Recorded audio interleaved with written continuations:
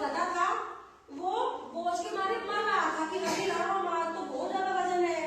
तो उसने अपने आप से कसम खाई कि मैं आगे से ऐसी कोई चतुराई नहीं करूंगा।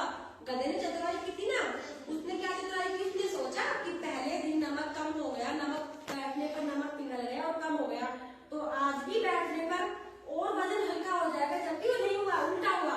उसने चतुराई लगाई तभी तो बैठा वो, वरना उसकी पीठ में तो वैसे वजन नहीं था, रुई में वजन नहीं होता ना, सूखी रुई का बोरा था उसमें वजन नहीं था, लेकिन उसने चतुराई लगाई कि और वजन कम हो जाएगा।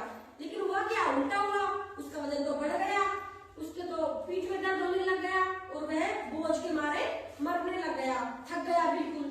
तो उस घोड़े के समझ में आ गई कि आज के बाद मैं कसम खाता हूँ कि मैं कभी भी ऐसी चतुराई नहीं करूंगा। तो ज्यादा चतुराई नहीं करनी चाहिए ना। इस कहानी से हमें क्या शिक्षा मिलती है कि ज्यादा चालाकी करना मूर्खता है। क्या शिक्षा मिलती है इस कहानी से हमें कि जो भी बच्चा हो या चाहे कोई भी हो, किसी भी इंसान को ज्यादा चालाकी नहीं करनी चाहिए। ज्यादा चालाकी मूर्खता है। समझ में आई कहानी? सबके समझ में आई? अच्छी लगी कहानी आपको? अच्छी लगी ना? समझ में आ गई? कोई बच्चा सुना सकता है इस कहानी को? कोई बात नहीं सुना सकते तो बड़ी कहानी थी ना, ये समझ में आ गई ना? अच्छी लगी ना आप सबको ये कहानी? तो ठीक है, आज की कहानी हम